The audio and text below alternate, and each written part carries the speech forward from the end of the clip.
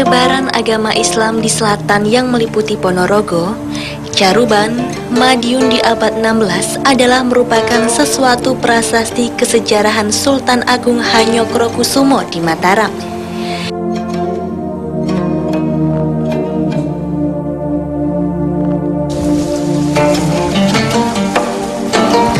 Penyebaran agama Islam yang tidak menimbulkan luka lama pasca runtuhnya Majapahit dilaksanakan dengan dinamika yang ada, yang melibatkan para bangsawan-bangsawan dengan sistem akulturasi semua ada dengan faham kerasulan.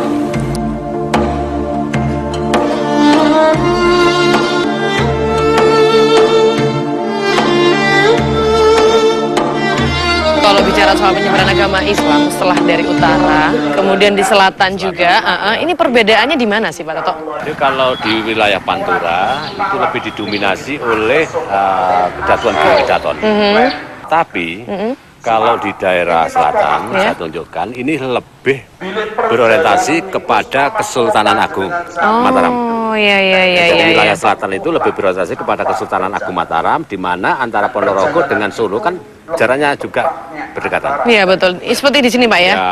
Kita akan memulai dari sebelah mana Pak untuk perjalanan penyebaran agama Islam di wilayah selatan ini Pak? Jadi kita langsung saja menuju kepada tempat pemondokan pertama, tempat pesantren pertama yang ada di Jawa Timur, yaitu di pesantren Tegalsari. Bicara soal hal tersebut, memang untuk penyebaran agama Islam di selatan dan utara ini sangat berbeda. Kenapa demikian? Karena di wilayah selatan mereka sangat menerima dengan baik proses penyebaran agama itu, sehingga penyebaran agama Islam di wilayah selatan terjadi dengan begitu pesatnya, karena mengingat juga letaknya sangat berdekatan sekali dengan Raja Mataram, yaitu Sultan Agung. Dan satu hal lagi di sini ada para bangsawan dan juga para kiai yang mereka mau ikut campur dalam proses penyebaran agama Islam itu. Sebutlah Kiai Donopuro, kemudian juga ada Pangeran Sumende yang tidak lain merupakan buyut dari Raja Brawijaya yang kelima. Dan untuk itulah kami akan menelusuri karena bukti-bukti tentang keberadaan mereka itu bisa kita temui di Ponorogo khususnya. Dan kita akan memulai dari Tegalsari dulu Pak Toto ya. Langsung ke namanya pondok yang disebut Gebang Tinatar. Gebang Tinatar ya. Baik.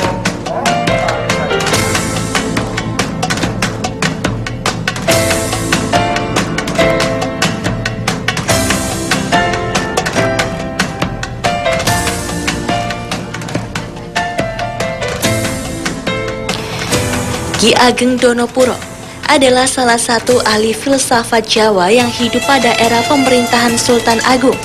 Banyak memberikan kontribusi penyebaran agama Islam yang ada di Ponorogo, Caruban, dan Madiun. Mekanis penyebaran agama Islam di daerah tersebut adalah dengan memasukkannya tembang-tembang Jawa, Asmaradana, Micil, Megantruh, Pucung, dan lain-lain.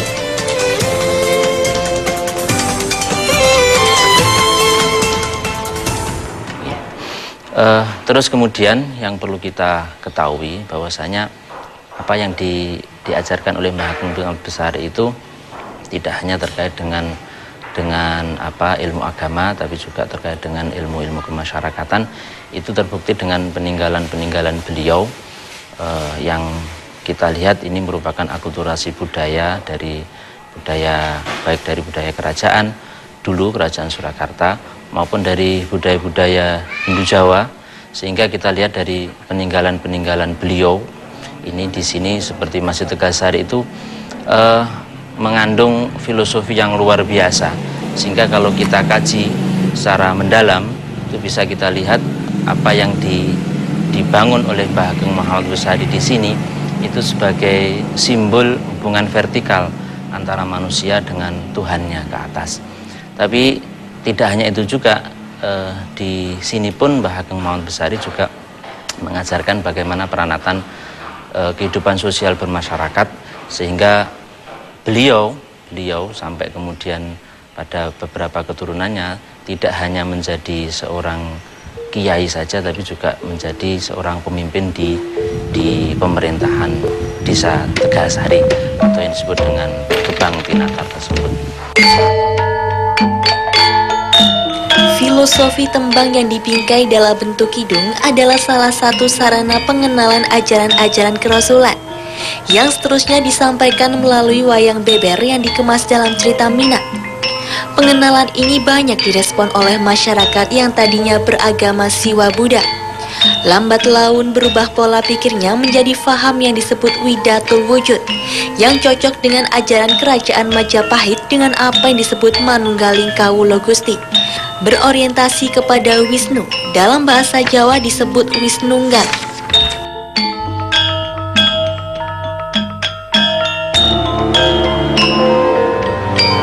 Kok sama masuk kita cuma menggok gitu Pak? Ya. Action. Ya. Cuma menggok. Salah satu bekas pondok pesantren zaman 17. Yang ini? Jadi ini adalah salah satu sisa-sisa peninggalan pondok pesantren zaman 17 yang disebut dengan apa yang namanya angkring. Oh. Jadi pondok-pondok zaman dulu itu memang tidak dibuat semacam pondok seperti sekarang, tapi pondok zaman itu lebih dominan kepada angkring, dibuat daripada bambu dan santri-santrinya di dalam, kemudian belajar dengan kitab kuning yang sampai sekarang kitab-kitabnya itu masih ada di sini. Oh. Iya, jadi ini adalah salah satu pondok yang sampai sekarang masih ada di wilayah Tegalsari, dan ini bisa menjadi satu bukti bahwa zaman dulu di sini merupakan pusat dari penyebaran agama Islam di wilayah selatan, dan ini letaknya juga tidak jauh ya Pak Toto ya, Iya. dari Masjid Jami Tegalsari yang kita akan kunjungi sekali lagi. Mari Pak Toto.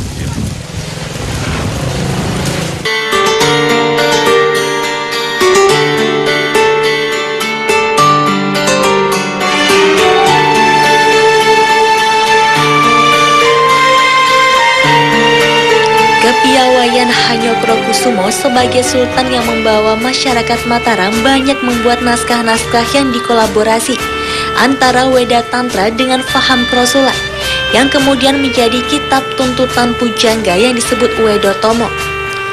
Pada abad ke-17, kitab Wedotomo dan kitab Wulanreh karya Sultan Agung Mataram banyak menyebar ke daerah-daerah Caruban, Ponorogo, dan juga Madiun, dan masih diyakini kitab tuntutan yang sakral yang berfokus kepada tantaran Ma'rifatullah. Bukti ini didasari dengan tulisan kitab-kitab kuno yang disebut Kitab Kuning.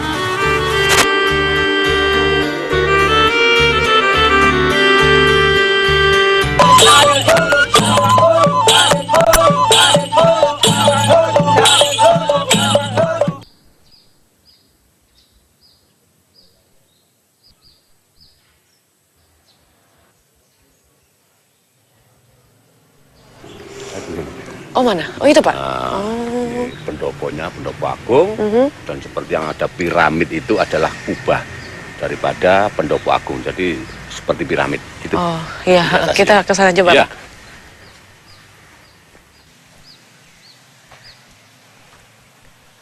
Jadi di belakang saya ini adalah bangunan yang berupa rumah pribadi, yang boleh dibilang bangunan bersejarah, di mana rumah ini ada rumah pribadi dari Ki Ageng Muhammad Besari, seorang tokoh yang tentunya memiliki peranan dalam proses penyebaran agama Islam di wilayah selatan.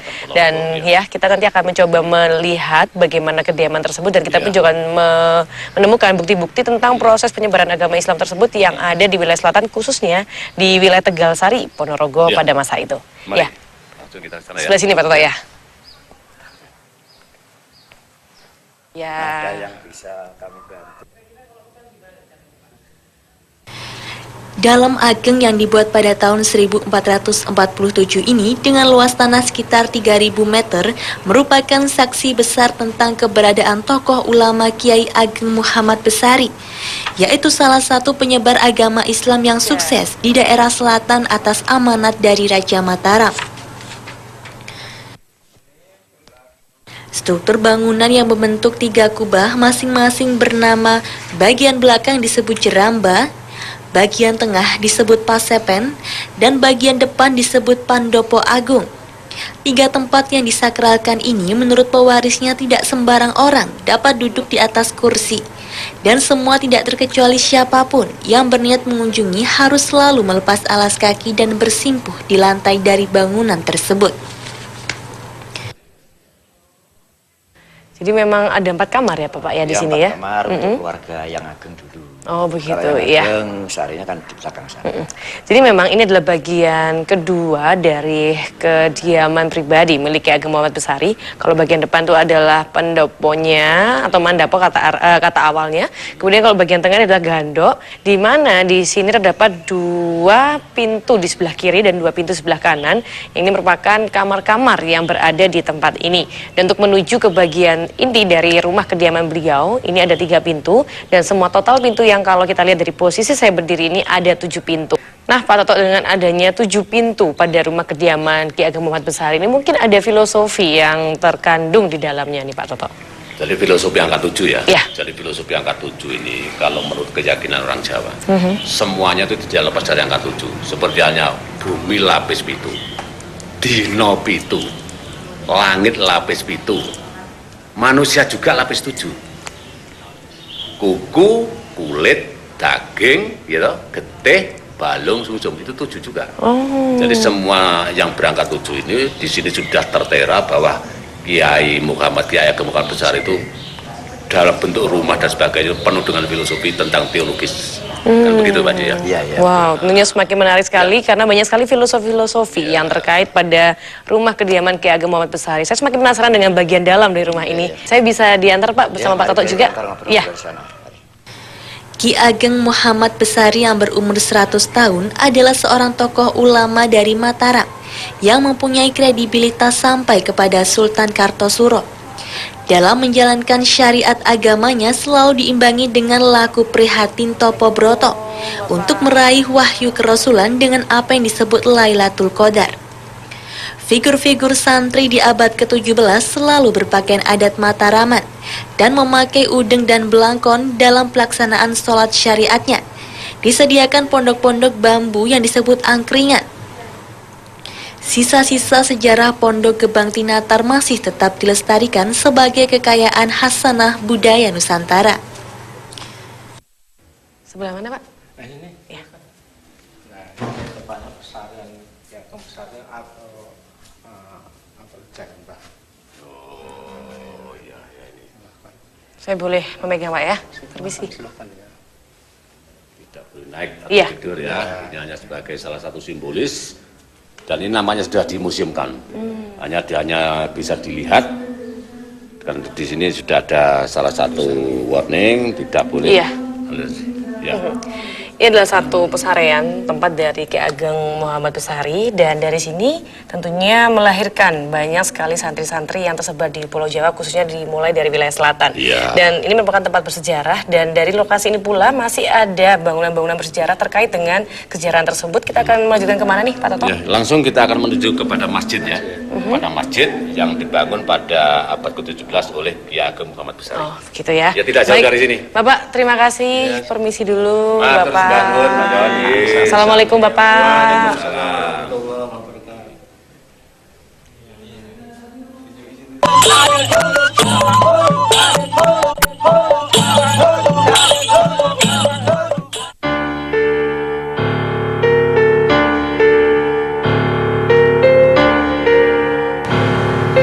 Ini pas orang-orang lagi mau Jumatan juga nih Pak.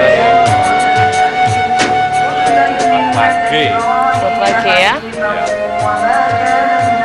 Tepat saya berdiri dan Pak Toto di belakang, ini terdapat satu bangunan yang bersejarah yang bernama Masjid Jami Tegal Sari yang merupakan satu masjid yang didirikan oleh Ki Ageng Muhammad Besari. Dan ini merupakan masjid dengan luas kurang lebih 5 hektar dan di dalamnya ini banyak sekali filosofi-filosofi yang nantinya bisa kita dapatkan ya Pak Toto ya. Iya. Selain masjid di lingkungan ini juga ada makam dari Ki Ageng Muhammad Besari Iya. yang letaknya juga tidak jauh dari masjid tersebut. Dan kita akan melihat sekarang Pak Toto. Iya. Ya.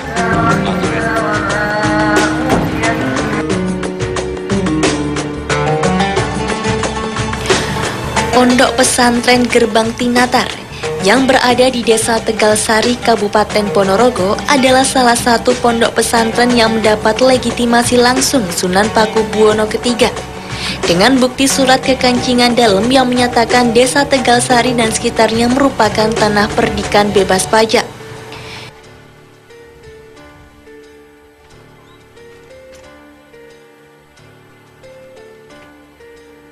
Di dalam historisnya di tahun 1742, pondok dengan nama Gerbang Tinatar adalah salah satu pondok yang masih mengajarkan faham-faham religius yang sangat berorientasi kepada kerajaan Majapahit.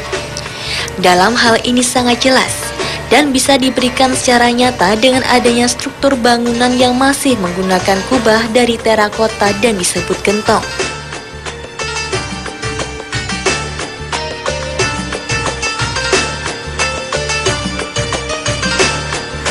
Itu pertama kali pada saat itu Kiai Ageng Muhammad Besari itu mondok di Pondok Stono, Kecamatan Jedes.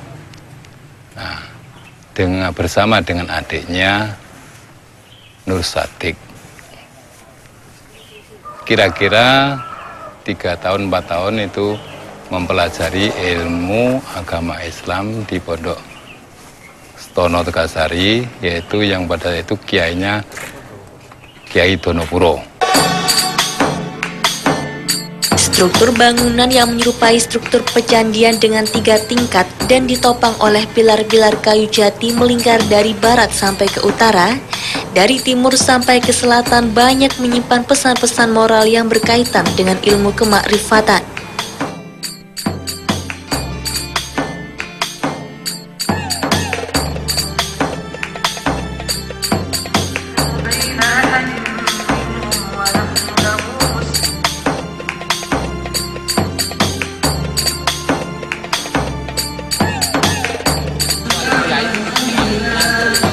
Di luar masjid yang masih dilihat yaitu 3 umpak batu undaknya berbentuk dorpel dan angka prasasti, menandakan bahwa pembangunan Masjid Tegalsari ini masih tetap meluhurkan budaya spiritual Majapahit, yang kesemua ini tetap dilestarikan dan bersinergi dengan ajaran baru yang diperkenalkan oleh Kiai Ageng Muhammad Besari. Ini pas lagi ini Pak ya, tanya sama Jumatannya. Jadi saat ini saya dan Pak Toto sudah berada di bagian dari masjid yang merupakan masjid bersejarah tentunya Pak Toto ya, dalam hal penyebaran agama Islam pada waktu itu Masjid Jami Tegalsari. Dan ini pas Jumatan gini Pak Toto. Ya kebetulan Jumat hari ini sangat ramai sekali. Tadi malam juga ada semacam upacara ritual yang biasa dilaksanakan pada hari Jumat pagi. Iya. Ini sudah mulai banyak Jamaah ya. Jamaah Pak Toto mungkin mau melaksanakan. Ya, silakan Pak Toto.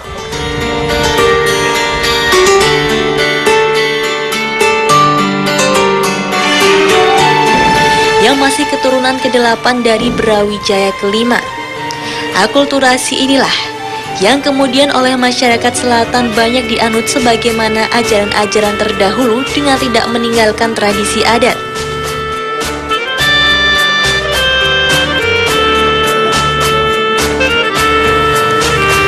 Sampai hari ini, Kabupaten Ponorogo dalam menjalankan kehidupan spiritualnya tidak terlepas dari budaya adat leluhurnya dan lebih merupakan satu keseimbangan dalam melaksanakan syariat agamanya.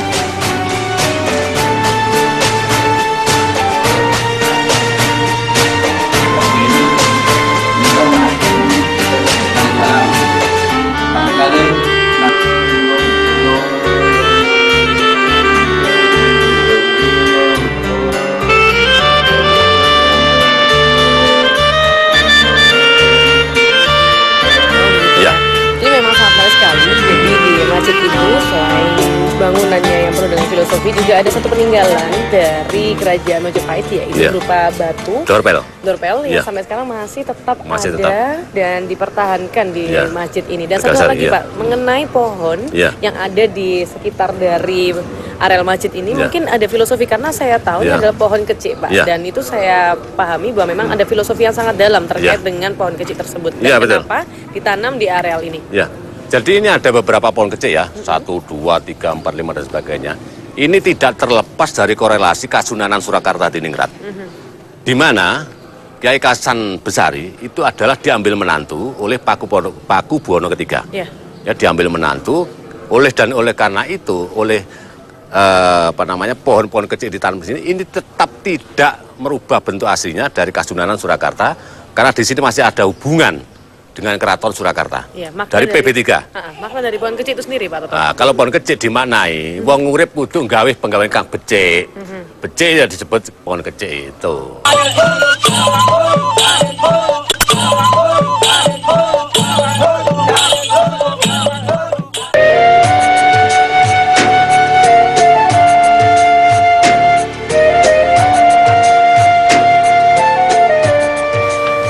Pasca runtuhnya kerajaan besar Majapahit di abad ke-15, banyak bangsawan-bangsawan terah keturunan raja yang mengikuti paham-paham baru yang dibawa oleh 9 wali dan satu diantaranya adalah Kanjeng Sunan Kalijogo. Sebagaimana tercatat pada perpustakaan Mangkunegaran Surakarta, banyak disinggung tentang Kiai Ageng Donopuro, di mana beliau adalah guru spiritual dari Kiai Ageng Muhammad Besari.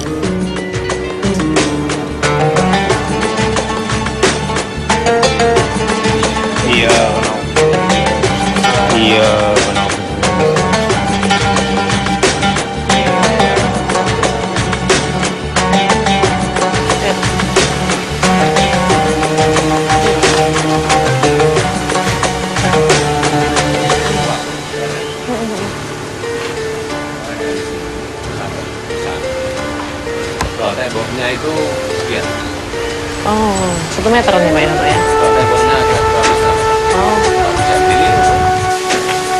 Jadi ini meninggal dan di sebelah tengah itu ada gerbang 2 ring. Pertama dengan ring ke satu. Itu biasanya kalau ada ring-ring gitu pasti ada ini Pak ya, apa Ya, bagian terserah kelas-kelas bagian khusus kelas, ya. Jadi untuk umum. Ini yang sangat menarik untuk lebar 1,5 meter dari tembok-tembok yang mengitari Iya, betul. candi ini ya. Betul. Oh kok candi, pemakaman maksud saya. Iya. Karena memang ini mirip sekali dengan batu-batu candi yang biasanya ada di era Majapahit ya Pak. Betul. Ya? Nah, ini sudah berumur 500 tahun. Abad ke-16. Iya. Ini dibuat. Nah ini kita masuki bagian kedua ya dari makam ini. Kiai Donopuro datang dari Mataram bersama dengan Pangeran Sumende yang ditugaskan oleh Sultan Agung untuk membantu penyebaran agama Islam di wilayah selatan, khususnya di Ponorogo, Caruban, dan juga Madiun.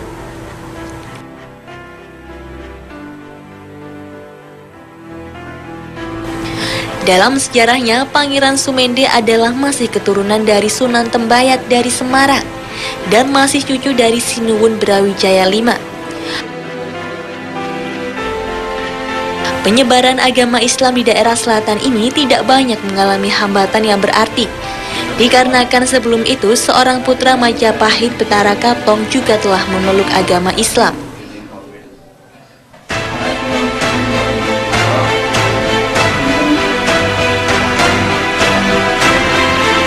Ketenaran Ki Ageng Donopuro dalam melaksanakan dakwah selalu tidak meninggalkan ajaran-ajaran terdahulu, di mana ajaran kerasulan lebih berorientasi kepada filosofi yang disebut dengan ajaran Sangkan Paraning Dumadi, yang kesemua itu bisa dipahami dengan 4 dasar tataran, yang disebut syariat, torekot, hakikat, dan makrifat.